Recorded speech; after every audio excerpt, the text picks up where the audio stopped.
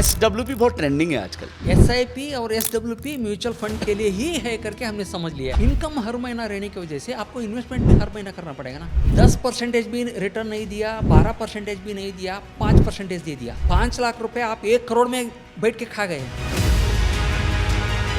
आपको जो systematic withdrawal plan में विड्रॉवल रेट है ना, वो फिक्स कितना करना है आपको देखना है। जो लोग अपना करियर स्टार्ट कर रहे हैं उनको कैसे डिसाइड करना चाहिए कि मैं इतने रुपए की SIP करूँ? Most important thing is you have to withdraw everything from equity and move everything to the debt. But मुझे वो क्या साइकिल चलानी है, वो अंडरलाइंग एसेट कैसे रखना है कि मेरा वो लंबा चलता रहे और मैं सेफ रहूं।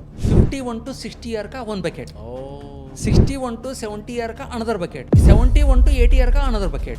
तो आपको प्रॉफिट ही चाहिए स्टॉक मार्केट में या फिर स्टॉक मार्केट रिलेटेड इंस्ट्रूमेंट्स में, तो आपको लॉन्ग टर्म व्यू रखना पड़ेगा। SIP का ऑब्जेक्टिव क्या है, SWP का ऑब्जेक्टिव क्या है? कोई भी सोशल मीडिया में 12% या फिर 10% या फिर 8% विड्रॉल रेट करेंगे तो भी आपका पैसा उधर ही रहेगा करके कोई बोल रहा है तो इट इज़ नॉट गारंटीड। वो एक बबल है। आपने म्यूचुअल फंड्स के बारे में बहुत सुना होगा, SIPs के बारे में बहुत सुना होगा, माइक्रो SIPs भी आजकल आ गई हैं, उनके बारे में सुना होगा। लेकिन एक और टर्म होता है SWP। हाँ, SWP बहुत सारे लोगों को इसके बारे में पता भी नहीं है। तो आज की वीडियो में हम थोड़ा जानेंगे SIP क्या होता है, SWP क्या होता है, दोनों में क्या डिफरेंस है, कहाँ पर पैसा इन्वेस्ट करना चाहिए, कहाँ पर आपको ज़्यादा रिटर्न्स के चांसेस हैं, या फिर SWP में किस तरह से अगर आप इन्वेस्ट कर रहे हैं तो क्या तरीका होगा, SIP कर रहे हैं तो उसका क्या तरीका होगा। तो इसको थोड़ा डिटेल में समझेंगे। And for that I have got a wonderful gentleman with me, जो कि एक कमाल के फाइनेंशियल प्लानर हैं और कई सालों से ये काम कर रहे हैं। And the clarity this guy has is crazy. मतलब बहुत बढ़िया क्लैरिटी के साथ जवाब देते हैं। थोड़ा डिप्लोमेसी भी है लेकिन थोड़ा चलता ही है ना, क्या कर सकते हैं। So let's welcome for the video mister Basavaraj, जोरदार तालियों के साथ। Thank you. Thank you. मुझे भी एक अपॉर्चुनिटी मिला मेरा जो भी नॉलेज है वो शेयर करने के लिए। तो आप जो भी पूछेंगे इस टॉपिक के ऊपर, I am ready to give it in. बिल्कुल, सवाल आने दें। या नहीं, वंडरफुल सर। आप खैर आज तो बड़ा बेसिक सा वीडियो है, हम लोग बहुत डिटेल में नहीं बात कर रहे हैं। Surely, we'll understand the basics first. ठीक है। अगर आप सबको ये वीडियो पसंद आए और इनके रिस्पॉन्सेज आपको अच्छे लगे, आप और ज़्यादा इंटरेस्टेड होंगे जानने में, then we'll explore more for sure. Will go deeper. लेकिन हमारा अभी पूरा मोटिव है कि हमारी ऑडियंस क्या चाहती है, बिकॉज वही माई बाप हैं, वही दोज आर द किंग्स। तो इसलिए जैसा आपको लगे, अगर आपको लग रहा है कि केशव लेट्स और बनाओ इस पे video, so then we'll request mister Basavaraj कि वो थोड़ा टाइम निकाल के आएँ और हम सबको गाइड करें बेसिकली फाइनेंशियल प्लानिंग में। बट आज बेसिक पे बात करेंगे, SIP SWP के ऊपर थोड़ा सा उसी के ऊपर कवर करेंगे। तो सबसे पहले ना, ये SWP बहुत ट्रेंडिंग है आजकल। क्या होता है SWP और क्यों आजकल ट्रेंडिंग में? देखिए क्या हो गया, 2020 के बाद स्टॉक मार्केट अप ट्रेंडी हो गया। हाँ, तो बहुत से लोग जो इन्वेस्टर है ना, न्यू इन्वेस्टर है, स्पेशली कोविड के टाइम पे बहुत से लोग घर में बैठे थे, स्टॉक मार्केट और इक्विटी म्यूचुअल फंड वगैरह में एक्सपोज करने लगे। एक्सपोज करने के बाद उनको क्या लगने लगा कि हाँ, रिटर्न तो बढ़िया है इसमें। तो उसके हिसाब से सोशल मीडिया में भी कंटेंट डालने लगे। SWP सिंपल सा एक एग्जांपल देख के आपको बताऊं तो समझिए, आप 1 करोड़ रुपया किधर तो डाल रहे हैं, उधर डालकर असेट के बारे में छोड़ दीजिए, म्यूचुअल फंड वगैरह वो छोड़ दीजिए। उसमें हर महीना आप विड्रॉवल करना शुरू करेंगे तो उसको SWP बोलते हैं, सिस्टमेटिक विड्रॉवल प्लान। किधर भी डालिए, FD में डालिए, डेट म्यूचुअल फंड में डालिए, स्टॉक मार्केट में डालिए, म्यूचुअल फंड में डालिए, वो अंडरलाइंग असेट आपको कुछ भी हो सकता है, लेकिन सिस्टमेटिकली आप इन्वेस्ट करके उससे विड्रॉ करेंगे तो SWP बोलते हैं। SIP मीनिंग सिस्टमेटिकली आप इन्वेस्ट करेंगे तो अंडरलाइंग असेट कुछ भी हो सकता है, या तो म्यूचुअल फंड हो सकता है, या फिर सिंपल RD हो सकता है, बैंक FD हो सकता है, बॉन्ड हो सकता है, PPF हो सकता है, SSY हो सकता है। तो सिस्टमेटिकली आप इन्वेस्ट करेंगे, रेगुलरली बोले तो SIP। आप इन्वेस्ट करके systematically certain amount of money आप विड्रॉ करेंगे उधर से, मतलब उसका SWP बोलते हैं। ये सिंपल सा चीज़ है। ओके। लेकिन हमने क्या कर लिया है, SIP और SWP म्यूचुअल फंड के लिए ही है करके हमने समझ लिया है। हाँ, ऐसा नहीं है। सिस्टमेटिकली आप किधर भी इन्वेस्ट करेंगे, कौन सा भी प्रोडक्ट में आप इन्वेस्ट करेंगे, उसको SIP बोल सकते हैं आप। तो म्यूचुअल फंड के अलावा और कहाँ कहाँ बोल सकते हैं इसको? बॉन्ड रहे, और एन्युटी है, इंश्योरेंस कंपनी का इमीडिएट एन्युटी प्लान रहता है, पेंशन प्लान रहते हैं, या फिर बैंक एफडीज है, या फिर सीनियर सिटीजन्स के लिए SCSS है, और पोस्ट ऑफिस MIS है, और RBI फ्लोटिंग रेट बॉन्ड है। जिधर भी आप इन्वेस्ट करके रेगुलर फ्रिक्वेंसी में फिक्स अमाउंट आप विड्रॉ करेंगे तो उसको सिस्टमेटिक विड्रॉल प्लान बोल सकते हैं। करेक्ट। और इन्वेस्ट करेंगे तो SIP बोलेंगे, SIP systematic investment correct plan. Plan. ठीक बात है। अच्छा, SIP करनी क्यों चाहिए, इंपॉर्टेंट क्यों है आज की डेट में, why people are going crazy about it, और वो लोग इन्वेस्टमेंट कर रहे हैं, क्यों करनी चाहिए? देखिए SIP मतलब बहुत से लोगों को क्या हो गया है, SIP एक प्रोडक्ट करके समझ लेके बैठे। हाँ, एक्चुअली उनको बहुत से लोगों को मालूम नहीं है कि it Misconception. Is just a way of investment. या अगर आप किसी भी प्रोडक्ट में, किसी भी एसेट क्लास में सिस्टमेटिकली इन्वेस्ट करेंगे तो उसको SIP बोल सकते हैं। बराबर है। लेकिन म्यूचुअल फंड इंडस्ट्री ने क्या कर दिया, SIP मीन्स म्यूचुअल फंड, तो ऐसे कर दिया। ये फर्स्ट गलत है। ठीक है। दूसरी बात, बहुत से लोगों का, थोड़े लोगों का छोड़कर बहुत से लोगों का इनकम हर महीना रहता है। इनकम हर महीना रहने की वजह से आपको इन्वेस्टमेंट भी हर महीना करना पड़ेगा ना। करेक्ट। तो इसीलिए आप सिस्टमेटिकली हर महीना रेगुलरली करेंगे तो एक कंसिस्टेंसी रहता है, एक फॉलोअप होता है, एक फ्लो होता है करके आपको हर महीना करने के लिए कहते हैं लोग। लेकिन इसका मतलब ये नहीं है कि सिस्टमेटिकली इन्वेस्टमेंट प्लान करने से आपको गारंटी रिटर्न हाई आएगा करके गारंटी नहीं है। स्पेशली म्यूचुअल फंड में क्या सोचते हैं लोग, SIP is the best solution to reduce the risk करके। ऐसा नहीं है। एक बार आप इन्वेस्ट स्टॉक मार्केट में या म्यूचुअल फंड में, स्पेशली इक्विटी म्यूचुअल फंड में इन्वेस्ट करेंगे तो आपका पैसा गया मतलब आप इन्वेस्ट कर दिया। वो करने के बाद मार्केट जिसके हिसाब से अप एंड डाउन होता है वो तो होता ही है। बराबर। आपको इन्वेस्ट करने से पहले ये सोचना पड़ेगा कि कितना पैसा आपको किस प्रोडक्ट में, कितना रिस्की में डालना पड़ेगा करके। तो इसीलिए SIP डालने के बाद मेरा इन्वेस्टमेंट सेफ रहेगा करके मालूम नहीं है। आपको रिस्क मैनेजमेंट करना ही पड़ेगा। और मोर ओवर एवरेजिंग होता है। एवरेजिंग मतलब एक बार ऊपर चढ़ गया, एक बार मार्केट कम हो गया तो ऊपर चढ़ गया तो यूनिट्स आपको कम मिलेगा, कम मार्केट गिर गया तो यूनिट्स आपको ज़्यादा मिलेगा, वो एवरेज होता है। लेकिन इसका मतलब ये नहीं कि एवरेजिंग होने की वजह से मेरा रिस्क मिट गया, ऐसा नहीं है। आप एक असेट होल्ड करेंगे और 10 बरस के बाद आपका accumulated corpus through the ship और एल्स बाय द इन्वेस्टमेंट, मतलब लमसम इन्वेस्टमेंट की वजह से आपका समझिए 1 करोड़ हो गया। 1 करोड़ होने के बाद म्यूचुअल फंड में, समझिए इक्विटी म्यूचुअल फंड में, या तो आपने सिंपल लमसम इन्वेस्टमेंट 10 बरस पहले डाल दिया, या फिर आप 1 बरस के मतलब 10 बरस में हर महीना आप डालते गए, वो 1 करोड़ हो गया। करेक्ट। 10 बरस के बाद 1 करोड़ हो गया तो वो 1 करोड़ का वैल्यूएशन 1 करोड़ तो वो रहता ही है। मार्केट उतार चढ़ाव के हिसाब से वो 1 करोड़ का वैल्यू भी अप एंड डाउन होता है। बराबर है। वो मार्केट आपका पैसा सिस्टमेटिकली इन्वेस्टमेंट प्लान करने की वजह से आया है, इसलिए आपका 1 करोड़ को स्पेशली ट्रीट करेगा करके ऐसा नहीं है। आपको रिस्क मैनेजमेंट के लिए डाइवर्सिफिकेशन, लॉन्ग टर्म व्यू रखना ही पड़ेगा। SIP is just a way of investment, it doesn't mean that it will reduce your risk. और आपका इनकम हर महीना रहने की वजह से आपको हर महीना इन्वेस्ट किया तो एक कंफर्टेबल रहता है और ईज ऑफ मैनेजमेंट रहता है करके SIP से बेस्ट वे करके बोलते हैं। ठीक बात है। और ये उन्हीं लोगों के लिए सूटेबल है जिनके पास एक मंथली इनकम आ रही है, वो मंथली इनकम या फिर फ्रीक्वेंटली इनकम आ रहा है तो उनके लिए कर सकते हैं सब। तो सभी के लिए, क्योंकि इनकम तो सभी के पास किसी ना किसी फ्रीक्वेंसी में आ ही रही है। Correct. So it is suitable for everybody. मतलब जो लोग भी कमाना शुरू कर दिए हैं कर सकते हैं, वो कर सकते हैं। SWP क्यों करना चाहिए और ये किन के लिए सूटेबल है? देखिए SIP if you are in accumulation phase means, समझिए आप रिटायरमेंट अभी 20 बरस के बाद आपका रिटायरमेंट प्लानिंग है। ठीक है। अभी समझिए आपका एज 40 है, 60 बरस को आप रिटायर होना चाहते हैं। ठीक है। तो अगले 20 बरस के लिए आप जो भी इन्वेस्ट करेंगे उसके लिए अकुमुलेशन फेस बोलते हैं। मतलब आप अकुमुलेट करते जाते हैं। 60 ईयर के बाद समझिए आपके पास 5 करोड़ हो गया। ठीक है। 5 करोड़ के ऊपर ही आपको रहना है फॉर ऑन गोइंग एक्सपेंसेस, तब जाके आप SWP पे डिपेंड हो सकते हैं। 1 करोड़ रुपए आपको किधर ही रखना पड़ेगा, इन्वेस्ट करना पड़ेगा।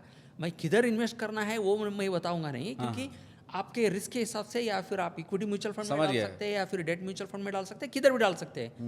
उधर से एक 5 करोड़ रुपए डालने के बाद उधर से आप कितना विड्रॉ करते हैं उसके ऊपर, और कितना रिस्क लेते हैं उसके ऊपर आपका वो 5 करोड़ है वो चलता जाएगा।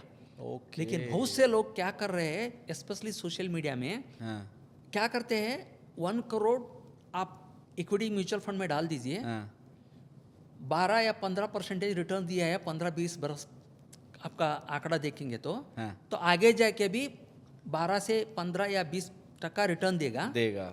तो आप 12% विड्रॉ करते जाइए या फिर 10% विड्रॉ करते जाइए, आपको इतना बरस विड्रॉ करने के बाद भी इतना पैसा आपके पास इकट्ठा रहेगा करके कैलकुलेशन करके दे देते हैं। लेकिन बहुत से लोगों को ये मालूम नहीं है कि कितने लोग स्पेशली हमारे इंडियन कंटेस्ट में stock market related up and down digest करने के लिए एलिजिबल है। बहुत से रिटायरीज या फिर बहुत से यंग इन्वेस्टर्स को ही मालूम नहीं है कि कैसे अप एंड डाउन होता है इक्विटी मार्केट। First thing. सही। सेकेंड थिंग, सभी जाके आपने इक्विटी मार्केट में डाल दिया, एक तो होता है मार्केट गिरता है और 1-2 बरस के अंदर मार्केट अप आ सकता है, वो एक सिनेरियो है। सभी क्या बोलेंगे, मैं तो लॉन्ग टर्म इन्वेस्टर हूँ, मैं तो वेट करूंगा, मार्केट गिर गया तो भी मैं वेट करूंगा। वो हो गया, आपके पास उतना गट्स है तो आप वेट कर सकते हैं। लेकिन दूसरा scenario which is more frustrating is stock market, economy बढ़ता रहता है, सब कुछ अच्छा रहता है, लेकिन स्टॉक मार्केट नहीं गिरेगा भी नहीं, उड़ेगा भी नहीं, फ्लैटली 3-4 बरस बैंक एफडी से भी रिटर्न्स कम देगा। बराबर है। तब आप क्या करेंगे? तो इसीलिए SWP करते वक्त आप किस असेट को एक्सप्लोर कर रहे हैं वो इम्पोर्टेंट रहता है। मोस्ट इम्पोर्टेंटली जो ये जो सोशल मीडिया में एक्सप्लेन करते हैं ना, इनको ये लोग डाइवर्सिफिकेशन के बारे में बात नहीं करते हैं। ये लोग सभी क्या सोचते हैं, म्यूचुअल फंड पास्ट रिटर्न्स 12-15% दिया है तो आगे जाके भी 12-15% देगा करके ये सोचते हैं। समझिए आपने 1 करोड़ रुपए म्यूचुअल फंड में डाल दिया, वो म्यूचुअल फंड पहले 12% रिटर्न दिया है। ठीक है। अभी हमने क्या सोचेंगे कि 12% दिया है ना तो 10% तो देगा ही, कम से कम। तो 10% विड्रॉल रेट रखेंगे। हाँ। यानी कि 1 करोड़ डालेंगे, 10 लाख रुपए हर बरस विड्रॉ करते रहेंगे, 2% आगे पीछे हो गए तो भी उधर ही रहेगा करके। लेकिन समझिए कोई ना कोई बरस में 10% भी रिटर्न नहीं दिया, 12% भी नहीं दिया, 5% दे दिया, तो 1 करोड़ के ऊपर आपका रिटर्न आया रहता है 5 लाख रुपया। लेकिन आप विड्रॉ करेंगे 10 लाख रुपया, 5 लाख रुपया आपका इंटरेस्ट के ऊपर आ गया, रिटर्न के ऊपर आ गया, 5 लाख रुपया आप 1 करोड़ में बैठ के खा गए। तो उसके वजह से आप जितने बरस ये पैसा मुझे हेल्प करेगा करके सोचे रहते हैं ना, उससे पहले ही वो पैसा खत्म हो जाएगा। इसको बोलते हैं सीक्वेंस ऑफ रिटर्न्स रिस्क।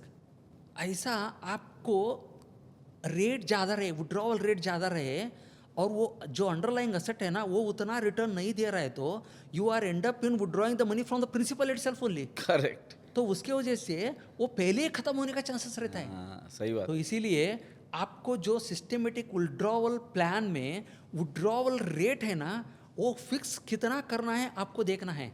इसीलिए ग्लोबली क्या बोलते हैं, समझिए आपके पास 1 करोड़ रहे तो सेफ विड्रॉवल रेट करके है, SWP नहीं, safe withdrawal rate. Okay. Safe withdrawal rate मतलब 1 करोड़ रुपए डाल के अगर आप उससे इतना पैसा निकालने लगेंगे तो वो पैसा फॉर एवर रहेगा करके।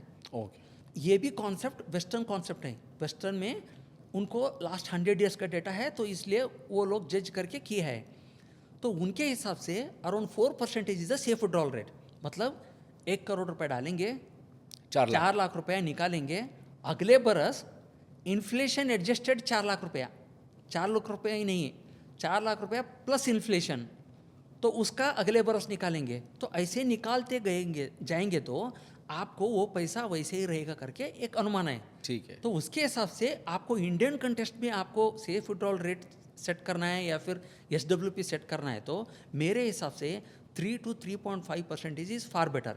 और उसके ऊपर भी आप कितने परसेंटेज का आप जो भी इन्वेस्ट कर रहे हैं ना, उस कितने परसेंटेज का आप वैल्यू इक्विटी मार्केट में डालेंगे वो भी आपको इम्पोर्टेंट ध्यान में रखना पड़ेगा। और उसके ऊपर आप कितने एक्सपीरियंस है वो वॉलेटिलिटी को डाइजेस्ट करने के लिए उस एज पे, करेक्ट, रिटायरी के टाइम पे, वो भी ध्यान रखना पड़ेगा। इसीलिए SWP करते वक्त 10 से 12% अंडरलाइंग असेट पास्ट में दिया है करके 10 से 12% आप SWP रेट रखेंगे तो आपको नुकसान होने का या फिर आपका पैसा पहले ही ख़त्म होने का रिस्क बहुत ज़्यादा रहता है। जो SWP बोलने वाले हैं उनको ज़्यादातर लोगों को ये मालूम नहीं है। कितनी बढ़िया बात कही आपने यार, मतलब this is such a detailed point that you discussed. और आई एम श्योर जितने भी लोग अभी फंस रहे होंगे, थोड़ी क्लैरिटी मिली होगी कि क्या करना है। अच्छा, इन दोनों का मेन ऑब्जेक्टिव क्या है? एसआईपी का ऑब्जेक्टिव क्या है, एसडब्ल्यूपी का ऑब्जेक्टिव क्या है? एसआईपी का मेन ऑब्जेक्टिव है अकुमुलेटिंग, मतलब आप गोल एक किसी भी एक गोल के लिए आप हाँ। आगे जाके इतना पैसा चाहिए ठीक है, तो हर महीना इन्वेस्ट करते जाएंगे। ठीक है। तो अकुमुलेशन के लिए एसआईपी, हाँ। एसडब्ल्यू के लिए मतलब आप अकुमुलेट किए हैं 1 करोड़ 2 करोड़ या 5 करोड़ अकुमुलेट किए हैं, उससे आपको हर महीना कुछ न कुछ पैसा चाहिए, वो कितना है आपके ऊपर डिपेंड है। ठीक है, तो उसके लिए एसडब्ल्यू बेटर रहेगा। समझ गए, समझ गए। अच्छा, थोड़ा प्रैक्टिकल वे में बात को समझते हैं। जो लोग अपना करियर स्टार्ट कर रहे हैं, उनको कैसे डिसाइड करना चाहिए कि मैं इतने रुपए की एसआईपी करूं और मैं इस तरह से एसआईपी करके इन्वेस्ट करूं? वो कैसे डिसाइड करें? देखिए, समझिए आपके पास 100 रुपये का इनकम है, ठीक है। 100 रुपये में समझिए 30-40 रुपये आपका घर का खर्चा। ऐसा करते हैं ना, मान लीजिए मेरी 30,000 रुपये सैलरी है। अच्छा, ऐसे बताओ आप, मेरी अभी भी 30,000 रुपये सैलरी लगी है, अब आप बताओ कैसे करेंगे? समझिए आपके पास 30,000 का हर महीने का इनकम है, ठीक है, उसमें से समझिए आप 15,000 आपका घर का खर्चा है, ठीक है, तो 15,000 रुपये बच गया। बच रहा है। 15,000 रुपये में फाइनेंशियल प्लानिंग या फिर इन्वेस्टमेंट करने से पहले क्या बोलते हैं, बेस पहले तैयार कीजिए। ठीक। बहुत से लोग बेस तैयार नहीं करते, उसके बदले क्या कर देते हैं, बिल्डिंग कंस्ट्रक्शन करने के लिए चले जाते हैं। बेस तैयार नहीं है, फाउंडेशन ठीक नहीं है, तो वो बिल्डिंग कभी भी गिर सकता है। करेक्ट। तो इसीलिए पहली बात आपको इमरजेंसी फंड करके रहता है। मतलब आपका खर्चा 15 रुपये है, 15,000 है ना, ठीक है। तो 15,000 है तो एटलीस्ट 6 महीने का आपका खर्चा इमरजेंसी फंड में रख दीजिए। यानी कि आपका इनकम चला गया या फिर कुछ ना कुछ अनएक्सपेक्टेड एक्सपेंसेस आ गया तो समझ गया। वो उधर से निकाल सके। ठीक। तो पहले थोड़ा पैसा वो अकुमुलेट करके बिल्डअप करने के लिए आप गवाइए, मतलब 1,000 2,000 इन्वेस्ट करना शुरू कीजिए। बाकी का 1 या 2,000 आप इंश्योरेंस ले लीजिए। इंश्योरेंस मतलब एक टर्म लाइफ इंश्योरेंस ले लीजिए, उसके लिए तो ज़्यादा खर्चा नहीं रहेगा। और एक फैमिली के लिए या फिर आप इंडिपेंडेंट रहे तो इवन दो आपका एम्प्लॉयर प्रोवाइड करता है तो एक हेल्थ इंश्योरेंस ले लीजिए। तो इसके लिए समझिए और 1-2 हज़ार रुपये खर्चा चला गया, ठीक है। तो कम से कम 5,000 इमरजेंसी फंड और इंश्योरेंस के लिए चला गया समझिए। ठीक है। तो आपके पास कितना पैसा बचा? 10,000। 10,000 रुपये। हाँ। तो 10,000 पैसा आपको इन्वेस्ट करना है तो पहले आप ये समझिए कि मेरा फाइनेंशियल गोल्स क्या है। ब्लाइंडली इन्वेस्ट मत कीजिए। कोई भी प्रोडक्ट हो, कोई भी एसेट क्लास हो, कितना भी रिटर्न्स देता है बोले तो भी आपको पहले आपका गोल के बारे में आपको क्लैरिटी रहना चाहिए। गोल मतलब क्या है, बहुत से लोगों को कन्फ्यूजन भी रहता है। बराबर। आप समझिए 30,000 आपका इनकम है तो समझिए आप अनमैरिड होंगे, तो आपका मैरिज का एक गोल हो सकता है। ठीक है। अगर आप ऑलरेडी मैरिड है तो आप बच्चे के लिए प्लान कर रहे हो तो बच्चे का एजुकेशन और बच्चे का मैरिज के लिए एक गोल रहता है। राइट। या फिर कुछ भी नहीं है तो रिटायरमेंट के लिए तो गोल रहता है। बिल्कुल ठीक है। तो आप गोल एक डिफाइन करेंगे तो आपको मालूम हो जाएगा कि और कितना बरस है वो गोल अचीव करने के लिए, ठीक है। और मुझे कितना पैसा चाहिए। तो before investing a single rupee you must have a clarity about your goals. Blindly किधर भी इन्वेस्ट मत कीजिए। तो ये आपको ये तीनों चीज़ें मालूम हो गया, गोल मालूम हो गया, कितने बरस के बाद वो गोल आने वाला है और कितना पैसा चाहिए। ये तीनों क्लियर होने के बाद आपको गोल के हिसाब से आपको रिस्क लेना पड़ेगा। समझिए आपका शॉर्ट टर्म गोल है, जैसे कि अभी 3-4 बरस में आपको पैसा चाहिए, तो रिस्क कभी भी मत लीजिए। Completely you invest everything in a simple fixed instruments like a date mutual fund रहे या बैंक आरडी रहे या बैंक एफडी में इन्वेस्ट कीजिए, क्योंकि शॉर्ट टर्म है वो। पीपीएफ वगैरह। पीपीएफ तो लॉन्ग टर्म के लिए हो गया, अच्छा, क्योंकि PPF उसका long पीपीएफ का 15 बरस का है ना। करेक्ट। तो सेफ्टी इंस्ट्रूमेंट में आप डाल दीजिए। समझिए आपका मीडियम टर्म का गोल है, जैसे कि 6 से 7 बरस के अंदर आपको पैसा चाहिए, तो उस टाइम पे भी 30 से 40% आप इक्विटी म्यूचुअल फंड में डालिए। यानी कि आपका 10,000 में 3,000 से 4,000 इक्विटी म्यूचुअल फंड में डालिए, बाकी का 6,000 है ना वो सेफ्टी में ही डालिए।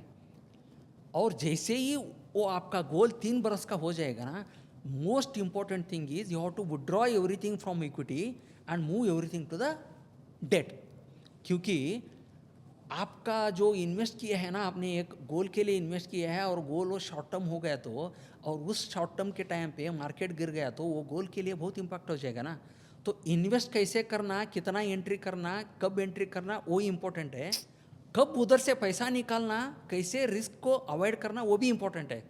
तो इसीलिए एंट्री करना इंपॉर्टेंट है, एग्जिट करना भी आपको क्लैरिटी रहना चाहिए। सही बात। और समझिए आपका गोल 10-15 बरस है, आपका रिटायरमेंट 20 बरस का है, तो 60 to 70% आप स्टॉक मार्केट में डालिए, जैसे कि म्यूचुअल फंड में डालिए, मतलब 6,000 से 7,000 इक्विटी म्यूचुअल फंड में डालिए, बाकी का 2-3 हज़ार या फिर 4,000 पीपीएफ आपका ईपीएफ रहेगा, या फिर बच्चे के लिए मैरिज के लिए या फिर एजुकेशन के लिए कर रहे तो एसएसवाई कीजिए।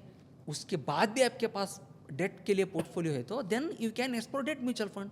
सिंपल वे ऐसे कर देंगे तो आपको क्लैरिटी भी रहेगा, सही है। आपको कितना रिस्क लेना भी मालूम रहेगा और कब रिस्क लेना नहीं है भी वो भी मालूम रहेगा। तो ऐसे आप इन्वेस्ट कर सकते हैं। तो परसेंटेज के तौर पे लमसम कितना हम समझे, 100% में से कितना परसेंट हम एसआईपी में लगाएं? देखिए एसआईपी मतलब अगेन आप अगर समझिए आप एसआईपी मतलब इक्विटी म्यूचुअल फंड हाँ करेक्ट। बोल रहे तो हाँ। मेरे हिसाब से अगर आपका गोल 6 से 7 बरस का है तो हाँ 30 to 40% डालिए। ओके। अगर आपका गोल उससे भी लॉन्ग टर्म है, 7 बरस से ऊपर है, 15-20 बरस का है तो 60 to 70 रुपीज़ आप डाल सकते हैं ना 100 रुपये में। ओके 60-70%। 60-70% या फिर आप 100 रुपये डाल रहे तो 60 to 70 rupees. Got it, got तो इट। डाइवर्सिफाई करके रिस्क को मैनेज करना। नहीं मेरी 100 रुपए अगर इनकम है हाँ, वैसे 100 रुपये इनकम में खर्चा कितना है वो देखना। खर्चा होने के बाद जो बचता है ना उसमें से पहले गोल डिफाइन कीजिए, समझ गया। गोल डिफाइन करके उसके हिसाब से एसेट एलोकेशन कीजिए। मान लीजिए मेरा सब कुछ निकाल के 50 रुपए बच गया, 50 रुपए मेरा खर्चा है, 50 बच गया। हाँ। अब 50 में से कितना परसेंटेज मुझे एसआईपी में लगाना चाहिए देखिए और बाकी फिर अलग सोचना चाहिए? 50 रुपए में अगर आपका गोल 10 बरस के ऊपर है ठीक है। तो उसमें से 60 to 70% आप डाल सकते हैं, यानी कि 50 रुपए का 60 to 70% मतलब 30 रुपीज़ तो 35 रुपीज़। करेक्ट, बाकी का पैसा आप सेफ्टी में डालना ही पड़ेगा। समझ गया। और अगर आपका गोल 4-5 साल है तो 5 साल है तो 30 से 40 रुपये 40% डाल दीजिए, बाकी का सेफ्टी में डालिए। अगर आपका गोल 2 से 3 बरस या 4 बरस के अंदर है तो सब कुछ सेफ्टी में रखना बहुत बेहतर रहेगा। समझ गया, समझ गया, समझ गया।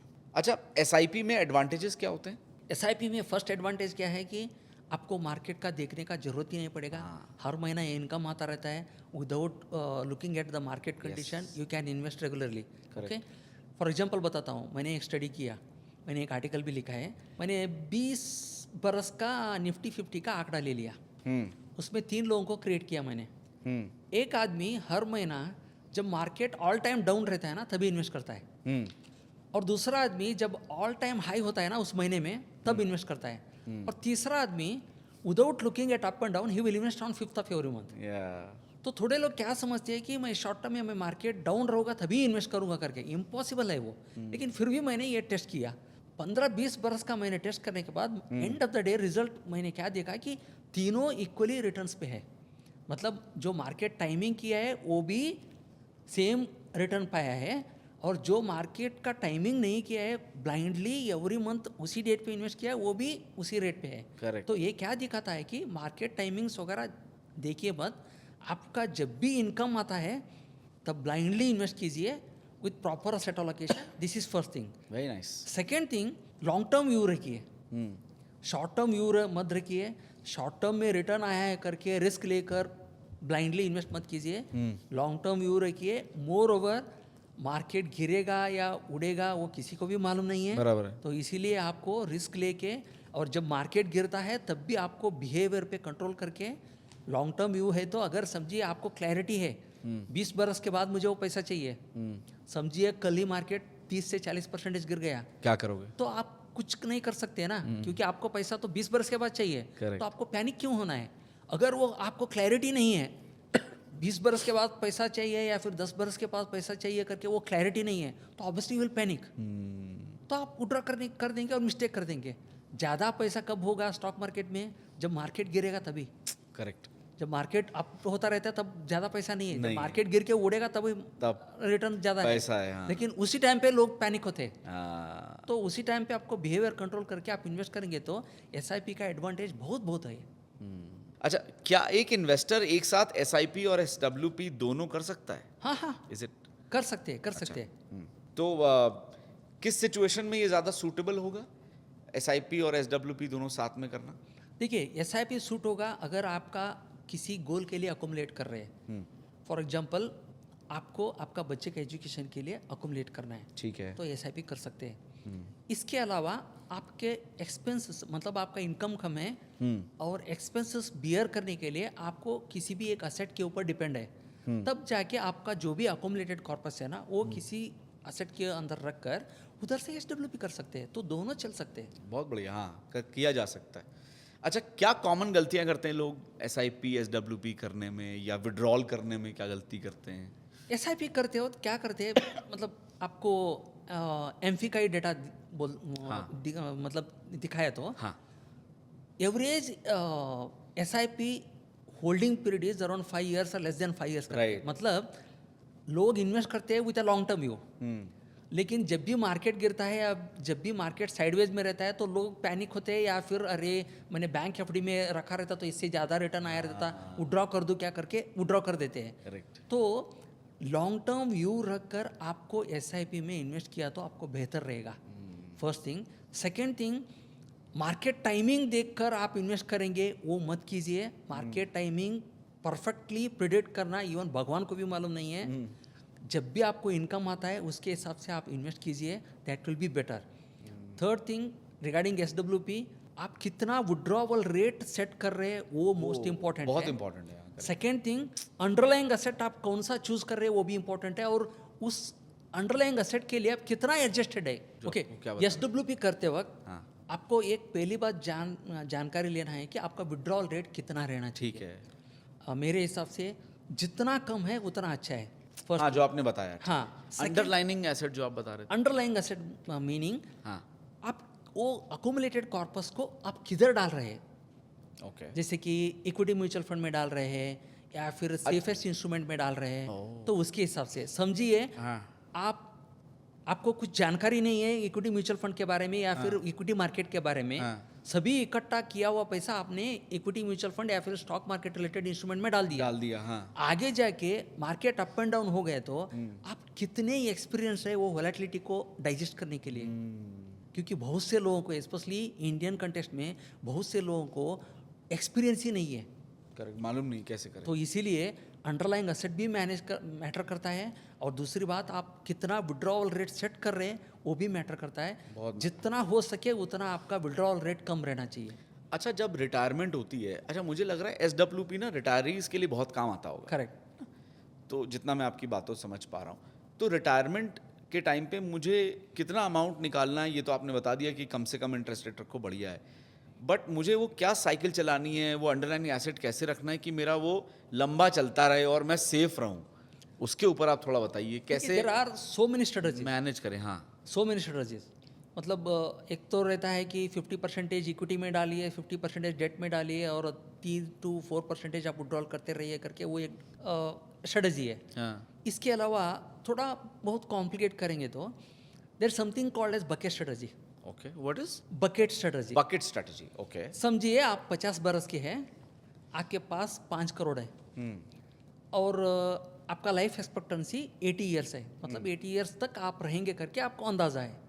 तो 5 करोड़ है आपके पास। 5 करोड़ भी जाकर ब्लाइंडली स्टॉक मार्केट में डालना या फिर मैं कुछ रिस्क नहीं लूँगा करके 5 करोड़ भी आप सेफ्टी में डाल देंगे, तो स्टॉक मार्केट में डाल देंगे तो रिस्क ज़्यादा रहेगा।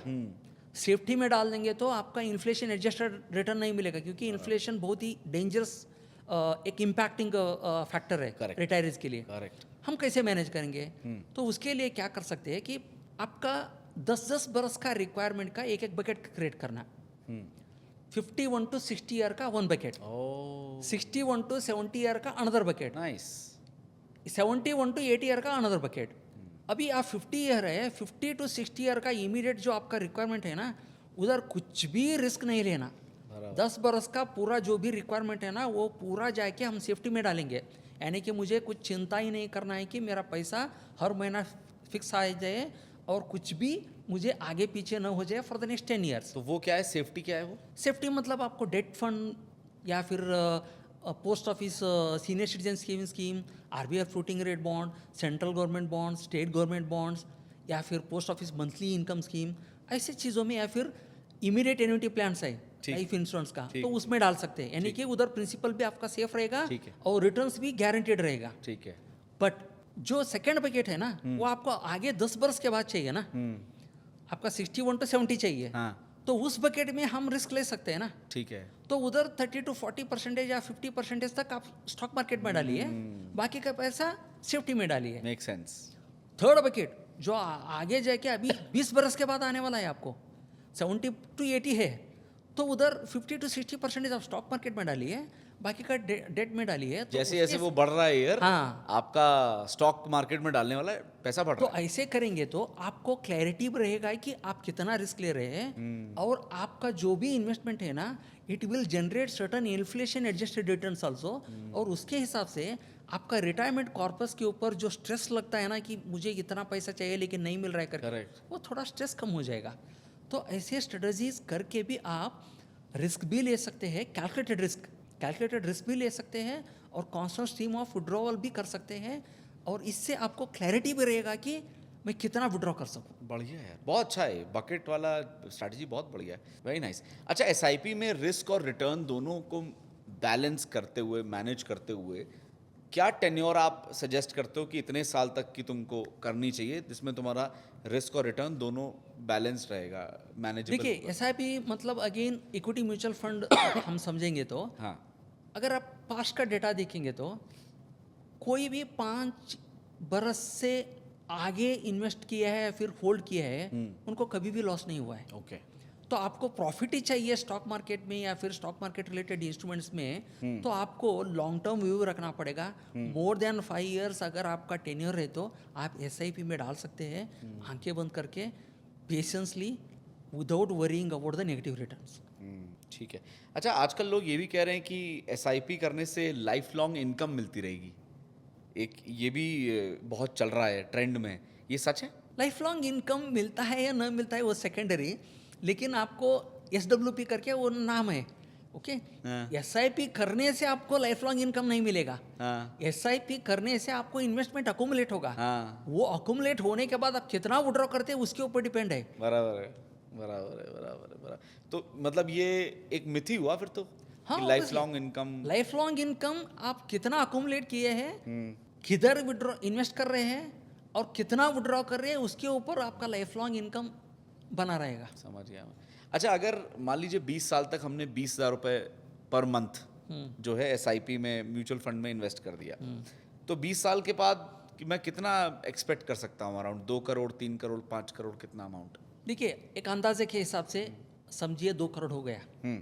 आपने हर महीना 20,000 डालना शुरू ठीक कर है। दिया और 20 20 साल बरस के के बाद? बाद 2 करोड़ हो गया। ठीक है। और उसके हिसाब से हम ये भी समझेंगे कि वो 20,000 पूरा आप इक्विटी म्यूचुअल फंड में ही डाल रहे हैं। एग्जैक्टली, हाँ, Okay? एसआईपी कर रहे हैं। हाँ एसआईपी कर रहे हैं। हम्म। तो 2 करोड़ होने के बाद आपको उधर ही रख कर विड्रॉल करने लगेंगे तो रिस्क ज़्यादा रहेगा, हाँ, क्योंकि मैंने जैसे बोला विड्रॉवल रेट आपका फिर से 10 से 12% रहा, या फिर आपका पास्ट रिटर्न्स देखकर विड्रॉवल रेट सेट करेंगे, तो अगर वो विड्रॉवल रिटर्न नहीं आएंगे तो आप प्रिंसिपल से गिर जाएगा। विड्रॉल करते रहेंगे और पहले ही खत्म होने का चांसेस रहता है। ठीक। तो 2 करोड़ 3 करोड़ हो सकता है, लेकिन आपको विड्रॉल करते वक्त कैसे रिस्क मैनेज करना वो आपके ऊपर डिपेंड है। अच्छा, उसी फंड पे मान लीजिए 12% का रिटर्न मिलता है, तो 21st ईयर पे कितना पर मंथ अपन निकाल सकते हैं?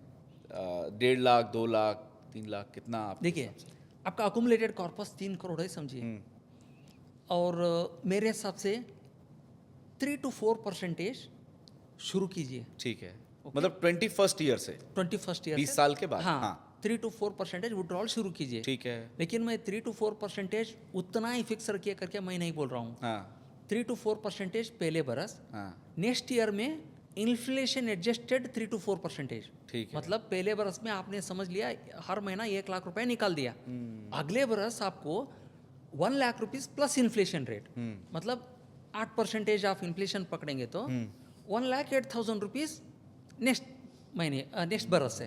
तो ऐसे आप विड्रॉल करते रहेंगे तो that will be better idea. That's more safer. हाँ सेफर, क्योंकि ये बड़ा जादू सा लगता है, बड़ा मैजिक सा नहीं लगता लोगों ने है। वैसे कर दिया है, एसडब्ल्यूपी मतलब एक मैजिक करके कर दिया है। हाँ। लेकिन वो मैजिक नहीं है, it is just a way of investment and way of withdrawal. हाँ। आप रिस्क समझकर आपको विड्रॉल रेट सेट करना बहुत ही इंपॉर्टेंट तो मैजिक तो मिथ है, मतलब मैजिक तो नहीं है फॉर श्योर। मैजिक तो मिथ है, हो सकता है हो सकता है, लेकिन इसका मतलब ये नहीं है कि होगा ही, कंफर्म नहीं है, कंफर्म नहीं है, होप है। अजम्पशन पे चल रहा है गेम। हाँ, मेन वही है, सही बात है। कोई और जानकारी आप देना चाहें SIP SWP पे जो आप? देखिए SIP systematic way of investment है।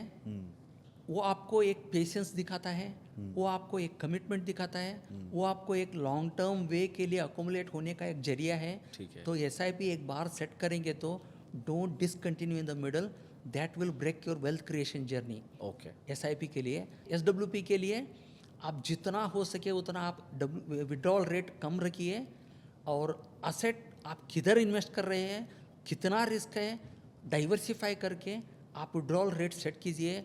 कोई भी सोशल मीडिया में 12% या फिर 10% या फिर 8% विड्रॉल रेट करेंगे तो भी आपका पैसा उधर ही रहेगा करके कोई बोल रहा है तो इट इज़ नॉट गारंटीड। वो एक बबल है, कभी भी बस्ट हो सकता है। तो वो देख कर आप SIP SWP करेंगे तो आपको एक अच्छा सा वेल्थ क्रिएशन और वेल्थ प्रिजर्वेशन रहेगा। फैंटास्टिक यार, बहुत बढ़िया, मजा आया आपसे बात करके Thank you. Mister Basavaraj. Thank you so much for Thank you. Joining and coming. बहुत अच्छे से आपने एक्सप्लेन किया है, एंड हमारे व्यूअर्स को वाकई बहुत मदद मिलेगी इससे, ये मैं यकीन से कह सकता हूँ। इन केस आप मिस्टर बसवराज से जुड़ना चाहते हैं, उनसे बात करना चाहते हैं, हमने वीडियो के नीचे डिस्क्रिप्शन में सारी डिटेल्स दे दी हैं, इनके प्रोफाइल के बारे में, इनकी और डिटेल्स हमने मेंशन कर दी है, प्लस इनका मोबाइल नंबर भी हमने डिस्क्रिप्शन में वीडियो में दे दिया है। तो अगर आपको इनसे पर्सनली बात करनी है, आप बात करिए, ईमेल करना है, व्हाट्सएप करना है, इट इज़ ऑन यू। आप देख सकते हैं आप कैसे बात करना चाहते हैं। अगर आप इन्वेस्टमेंट से जुड़ी कोई भी जानकारी चाहते हैं, फाइनेंशियल प्लानिंग से जुड़ी कोई जानकारी चाहते हैं, तो प्लीज़ इनसे कनेक्ट करिए। मुझे इनसे बात करके बहुत अच्छा लगा, बहुत पॉजिटिव लगा। He guides really well with lot of clarity. और सो इफ़ यू वांट, अगर आपकी मन कर रहा है, अगर आपको लग रहा है, आप प्लीज़ इनसे कनेक्ट करिए। Thank you so much for joining sir. Thank you for watching. I will see you in the next one. Thank you. Boss वाला, बी द बॉस।